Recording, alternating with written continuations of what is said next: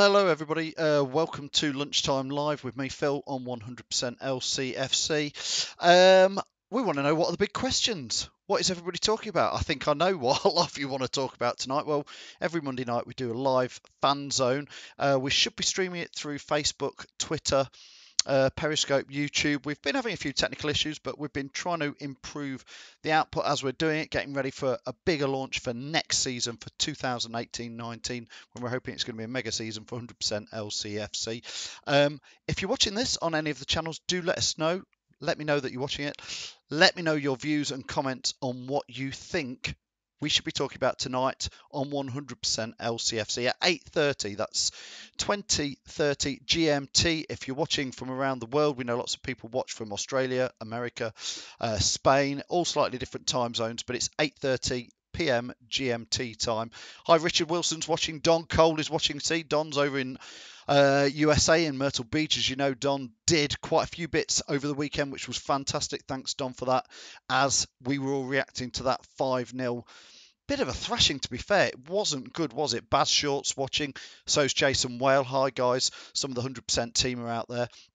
Hello, Richard. How are you?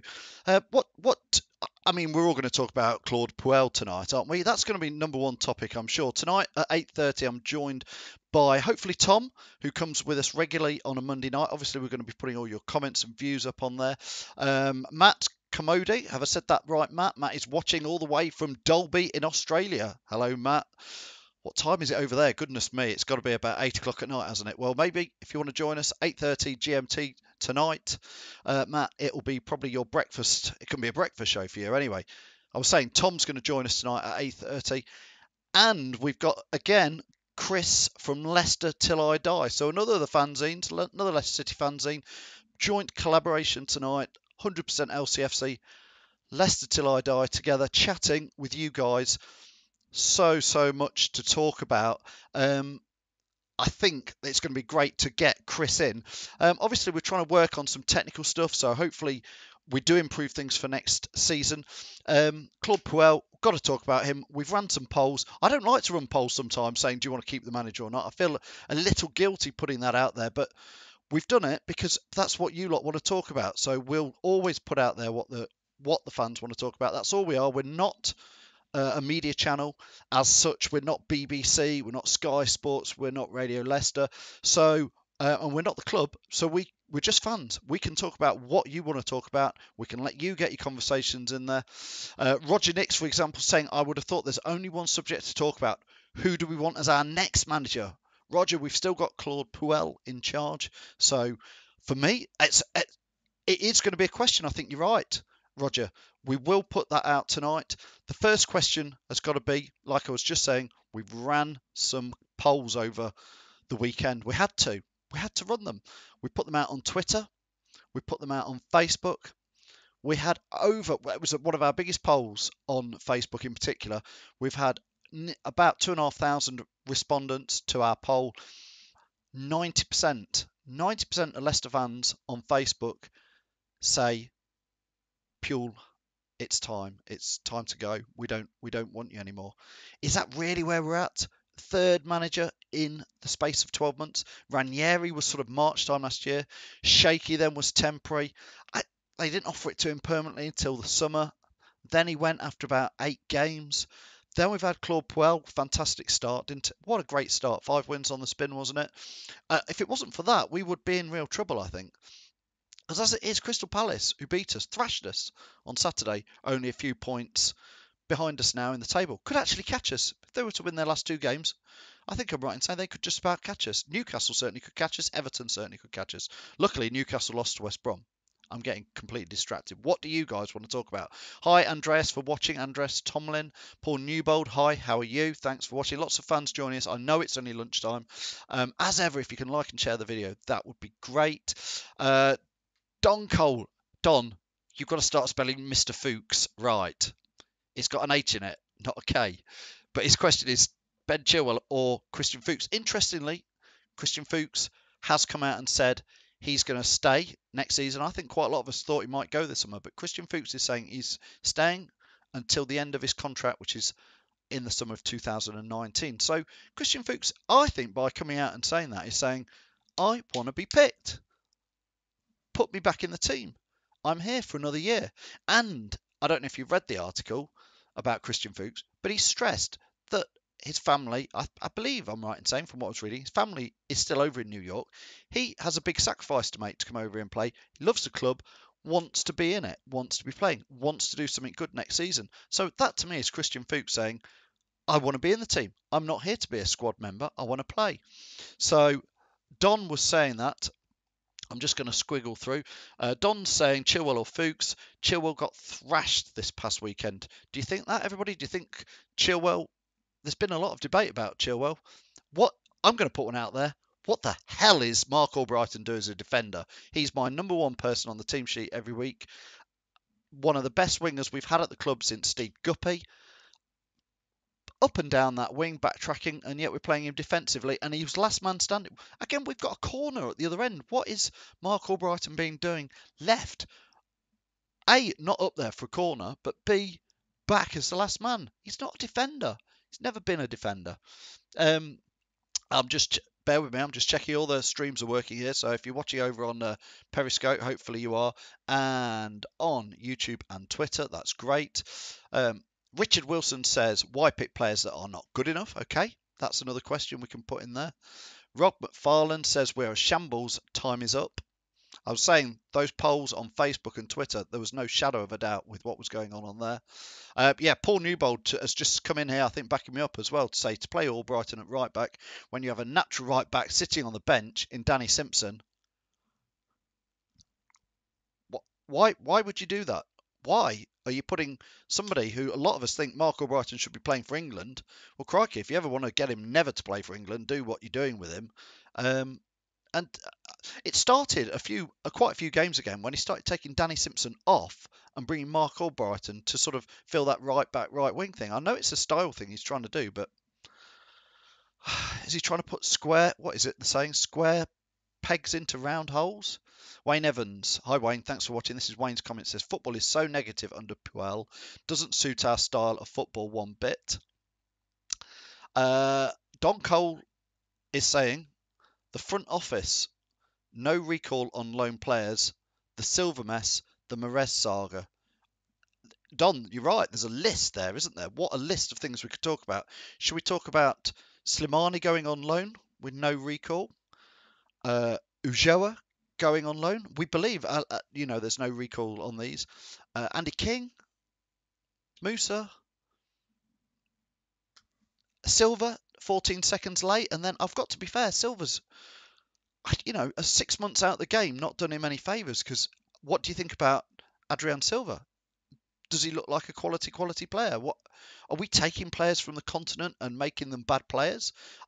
Slimani was like, the Dragon Slayer at Sporting Lisbon, and come over here and not done much for us. Musa, Mendy, the list could go on, Don, you're right.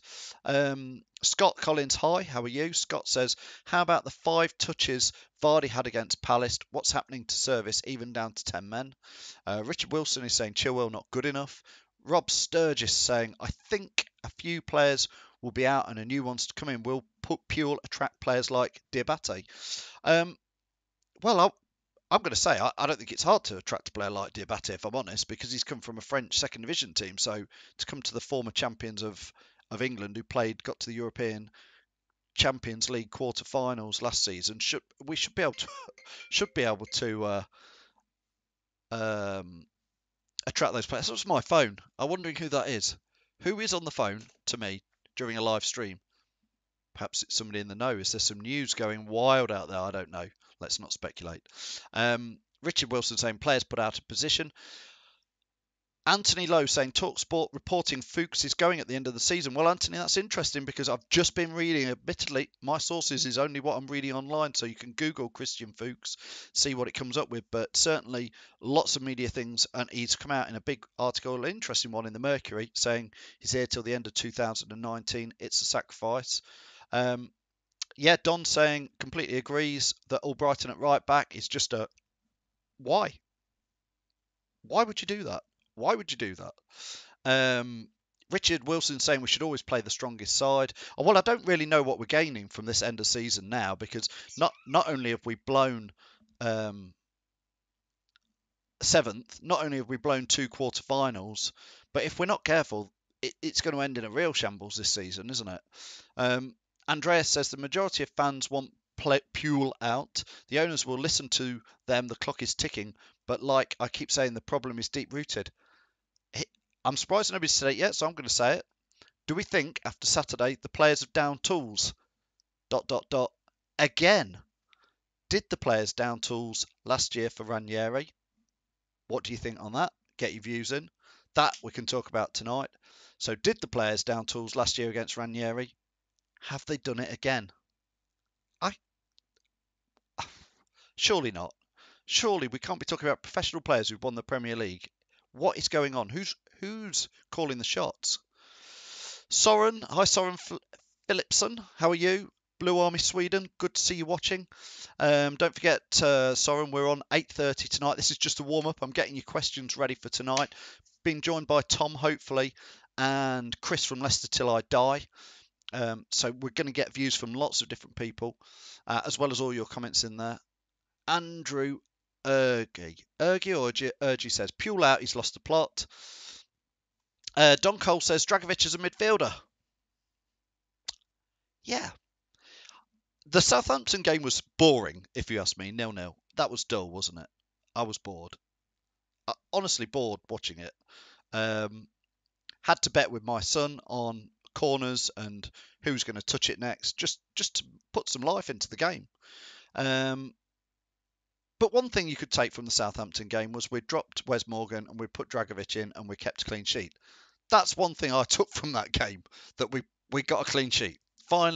We put Dragovic in, we took Morgan out, we got a clean sheet. And then Saturday, boy, did that go wrong, didn't it? So, yeah. Franny Eaton's watching. Sam Walton saying Fuchs said himself he wants to leave. Okay, interesting. I'm reading different stuff. Sam is also saying Kramaric has been reported as the top striker in Germany. Yeah, we did sign Kramaric and we let him go again. We did sign Kaputska, apparently the Polish whiz kid from the Euro 2016 and nowhere. Soren is saying Puel equals boring equals out. Don is coming in saying, what are your thoughts on the public apologies from Vardy and Maguire, but not from Puel?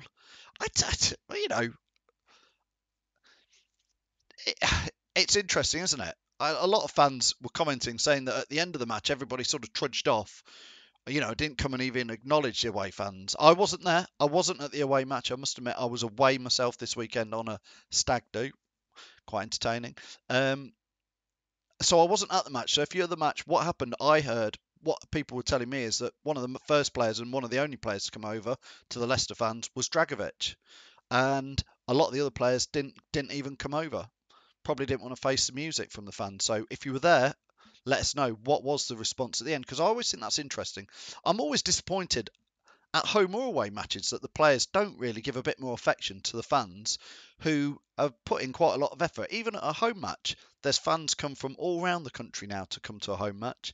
The Ilfracombe Massive are there. People like Chris from Leicester Till I Die comes up from Poole to watch the matches. I only trudge in about 30-mile round trip myself to go and watch Leicester, but it'd be nice if the players at the end of a home match even came over and gave a little bit more to the fans, let alone an away game. Crystal Palace, good grief, I've been there before. That is one hell of an away trek. So, to come and spend a lot of your hard-earned money and watch a load of players and get thrashed, and then the players just turn their backs on you and trudge away. I've been at matches like that, and it's sad.